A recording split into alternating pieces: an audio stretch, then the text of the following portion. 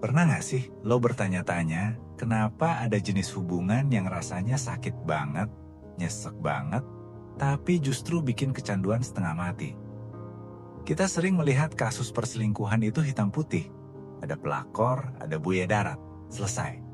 Tapi realitas manusia itu nggak sesederhana sinetron. Ada lapisan abu-abu yang tebal banget di sana. Terutama ketika pelakunya adalah orang yang secara profil sebenarnya baik-baik saja. Bayangkan seorang pria yang hidupnya lurus, mandiri, bekerja keras, ibadahnya jalan, dan punya integritas di mata masyarakat. Tapi di balik layar, dia sedang hancur lebur karena terjebak perasaan dengan wanita yang juga punya pasangan lain. Kasus yang mau kita bedah ini menarik banget secara psikologis. Ini bukan soal nafsu sesaat. Ini soal paradoks ingin memiliki tapi harus menutupi. Bayangkan posisinya. Seorang pria yang sudah menikah, menjalin hubungan jauh, sampai melibatkan fisik dan hati dengan wanita yang masih punya pacar. Hubungan mereka intens, manis, dan dalam. Tapi ada satu tembok besar yang gak kelihatan. Si pria ini ingin sekali minta kepastian. Dia ingin teriak menuntut komitmen. Kamu pilih aku atau pacar kamu? Tapi dia gak bisa. Dia menutupi keinginan itu rapat-rapat. Dia memendam tuntutan itu. Kenapa? Karena dia sadar, dia nggak punya tiket untuk menuntut. Di jari manisnya ada cincin yang membungkam mulutnya sendiri. Mari kita selami isi kepala pria tipe ini dulu. Kenapa pria yang mapan dan punya istri di rumah bisa tersesat sejauh ini? Biasanya ini terjadi karena fenomena yang disebut emotional deadlock atau kebuntuan emosi. Pria seperti ini seringkali menjalani hidup dengan mode autopilot. Dia menjadi suami yang baik, karyawan yang baik, warga yang baik. Tapi di dalam dirinya, ada bagian yang mati rasa. Ada kebutuhan validasi yang gak terpenuhi di rumah. Mungkin dia merasa cuma dilihat sebagai penyedia nafkah atau kepala keluarga, tapi gak dilihat sebagai laki-laki yang diinginkan. Nah, ketika dia ketemu wanita yang punya masalah sama pacarnya, insting purbanya nyala. Dia masuk sebagai sosok yang tenang, dewasa, dan mengayomi. Dia merasa hidup lagi. Dia merasa jadi pahlawan. Wanita ini butuh dia. Wanita ini curhat sama dia. Dan ketika hubungan fisik terjadi, itu bukan cuma soal seks buat dia. Itu adalah validasi tertinggi bahwa gue masih laku. Gue masih hebat. Gue bisa bikin wanita senyaman ini.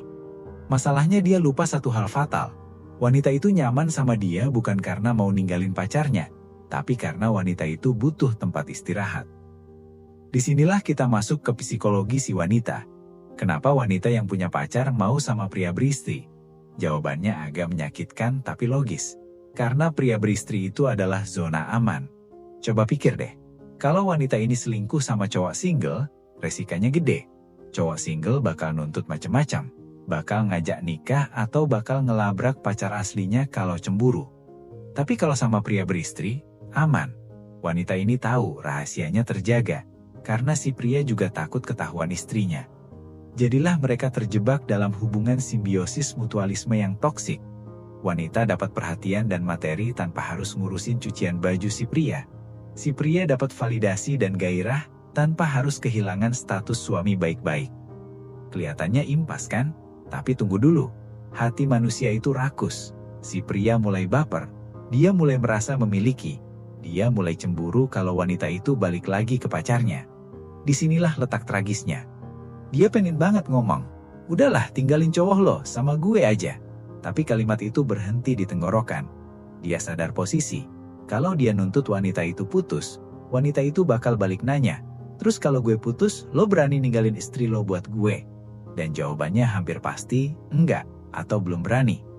Kebisuan inilah yang menyiksa. Dia menutupi keinginannya untuk komitmen bukan karena dia nggak mau, tapi karena dia nggak mampu. Dia tersandra oleh pilihan hidupnya sendiri. Ini yang bikin dia frustasi setengah mati. Dia merasa wanita itu menutupi perasaannya, padahal sebenarnya dia sendiri yang sedang melakukan proyeksi. Dia merasa digantung, padahal dia sendiri yang menciptakan gantungan itu. Dia marah sama keadaan. Kenapa sih kita nggak bisa bersatu? Padahal jawabannya ada di cermin. Karena lo udah bersatu sama orang lain di rumah lo. Lalu kenapa wanita itu kadang nangis, kadang drama, kadang nudih balik si pria punya cewek lain? Itu mekanisme pertahanan diri, bro. Wanita itu juga manusia. Dia sadar dia jahat. Dia sadar dia main api. Rasa bersalahnya numpuk. Ketika si pria mulai nunjukin gelagat posesif atau menuntut lebih, meskipun cuma lewat kode atau tatapan, wanita itu panik. Dia takut kenyamanan zona amannya rusak. Jadi dia bikin drama. Dia nangis. Dia nuduh balik. Tujuannya apa? Biar fokus masalahnya geser. Biar si pria merasa bersalah dan berhenti nuntut macam-macam. Dan sayangnya, taktik itu berhasil. Si pria luluh lagi, meluk lagi, dan siklusnya berulang lagi. Yang paling mengerikan dari pola ini adalah, pria ini bisa mengulangi kesalahan yang sama berkali-kali. Mungkin ini bukan wanita pertama. Mungkin ini wanita kesekian. Kenapa? Karena dia nggak pernah menyelesaikan akar masalahnya.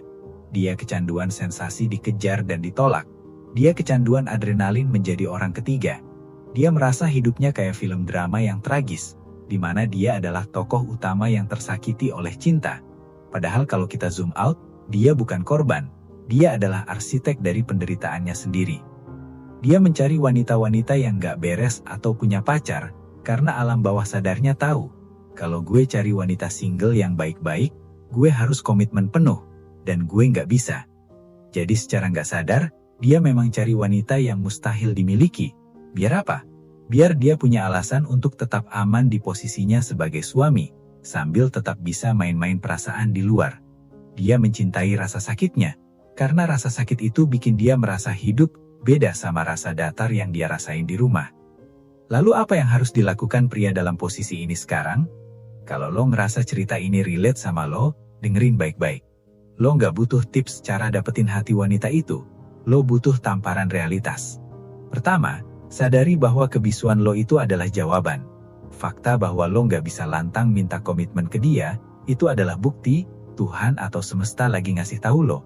Tempat lo bukan di sini. Lo lagi maksa masuk ke ruang yang udah dikunci dari dalam. Kedua, berhenti jadi penyelamat. Lo ngerasa wanita itu butuh lo karena pacarnya brengsek atau hubungannya lagi renggang. Itu ilusi ego lo doang. Wanita itu bertahan sama pacarnya karena suatu alasan. Dan dia bertahan sama lo juga karena suatu alasan. Lo adalah pelarian. Jangan bangga jadi obat nyamuk. Jangan bangga jadi badut penghibur di saat hubungan utama mereka lagi iklan. Lo lebih berharga daripada itu. Ketiga, dan ini yang paling berat, hadapi kekosongan di diri lo sendiri. Lo nyari validasi ke wanita lain karena lo ngerasa kosong. Tapi percaya deh, mau 1000 wanita pun lo pacarin, kalau lo nggak punya integritas, lo bakal tetap rasa sepi. Integritas itu adalah ketika apa yang lo omongin, apa yang lo pikirin, sama apa yang lo lakuin itu satu garis lurus. Sekarang kan enggak. Pikiran lo kemana, badan lo di mana, status lo apa, berantakan. Satu-satunya cara buat nyembuhin rasa sakit ini adalah dengan pulang. Pulang ke diri lo sendiri. Beresin apa yang ada di rumah lo. Kalau emang pernikahan lo udah nggak bisa diselamatin, ya selesaikan jangan tan. Kalau masih bisa, ya perbaiki. Jangan cari pintu darurat lewat jendela tetangga. Wanita itu nggak bakal kasih kepastian yang lo mau, karena dia cerminan dari ketidakpastian lo sendiri. Lepaskan dia, bukan buat dia, tapi buat lo. Biar lo bisa napas lega lagi. Biar lo nggak perlu hidup dalam kebohongan yang numpuk-numpuk. Sakit, pasti. Tapi lebih baik sakit karena operasi pengangkatan penyakit, daripada sakit menahun karena ngebiarin racun nyebar di badan lo. Jadilah dewasa, bukan cuma di umur, tapi di mental. Ambil keputusan, dan berhentilah bersembunyi di balik diam.